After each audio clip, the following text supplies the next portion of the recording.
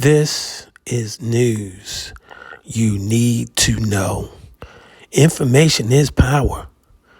Watch this video, and whatever you do, don't let this happen to you. Damn.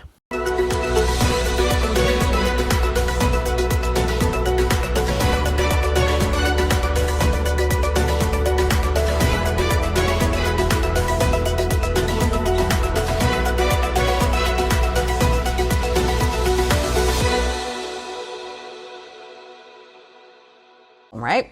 Putting down a deposit and getting ready to move in, only to find out it may have never been for sale. That's what happened to a family in Brooklyn after saving for years to buy a home in Queens. But getting that home or their deposit never happened, so they had to call Nina Pineda and get 700's side. What's going on? You know, the real estate market is tough and competitive. Yes. You see, you act. If you don't, you're going to lose out, especially during the COVID pandemic. And this couple thought they really lucked out on this property. It was in their budget. It had rental income, but their dream, it quickly died. And with it, a lot of money that they put down. Is this house for sale?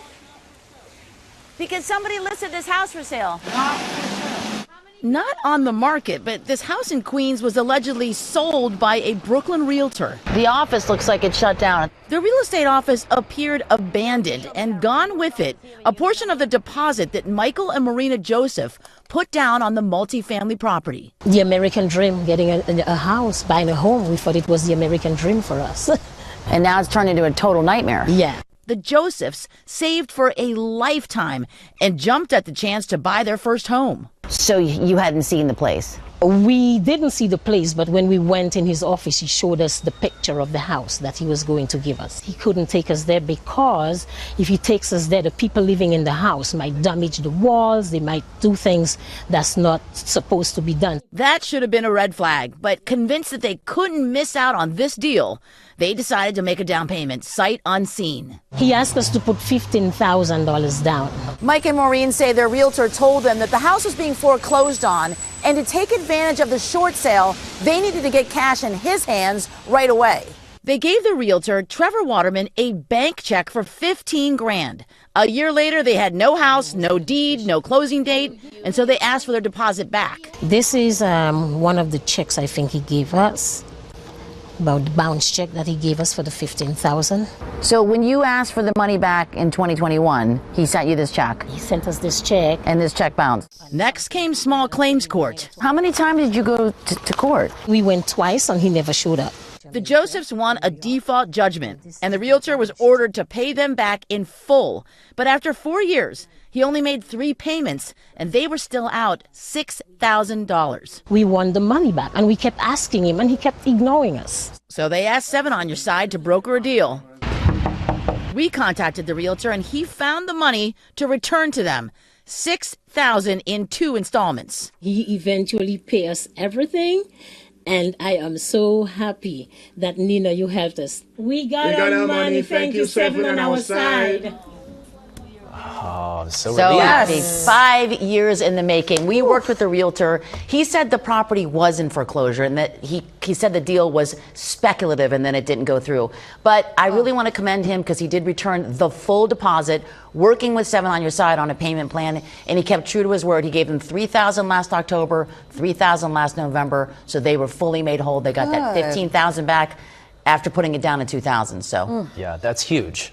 I feel for people like that because especially the pandemic, like you said, but in this area, it's so competitive. yeah. Right, you feel like you have to act right now. Some people have purchased sight unseen because of the situation. That is definitely one of the red flags you want to look out for, and there were a lot in this situation.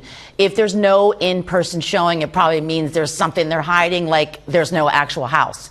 So you definitely want to make sure you get to see a property yourself. Next, anything like a quick deposit for a cash demand, like sense of urgency, you got to get in here, you're going to lose out, even if it's a rental. That really creates this false sense of losing your head and trying to put money down really quickly in a way that you shouldn't trust. And then I hate to say this cliche, but it is so true in this case. If the price is too good to be true, it probably is. None of the houses in this neighborhood are going for under $800,000. That's a good point. They were getting theirs for less than half of that. Oh yeah, that's you know. So what can you do to protect yourself? You have to research. You can go through we looked in that neighborhood to see when the house last sold. It sold in 2006 for $565,000. So this was, $200,000 off of that, and stuff got more expensive, and that should be a red flag. Also, do just a quick search. You can do a reverse image search. You can actually put the picture of the house into Google and see if it comes back. Is it really a listing? Is it someone else's listing? And then work with a licensed and trusted realtor. And you know what I'm going to do? Ask your friends. Read their reviews and get referrals. Word That's of the mouth. best way to know that you're working with somebody trustworthy. So glad they got that back. Me too. I mean, that's a lot of money. I mean, that many years later, but still. yeah. And now they can look for a new house.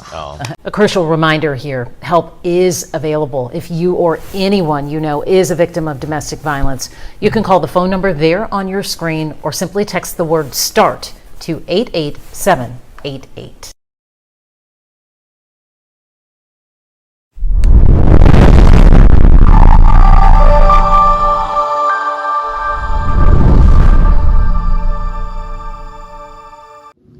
Thanks for watching. We appreciate you. Please subscribe.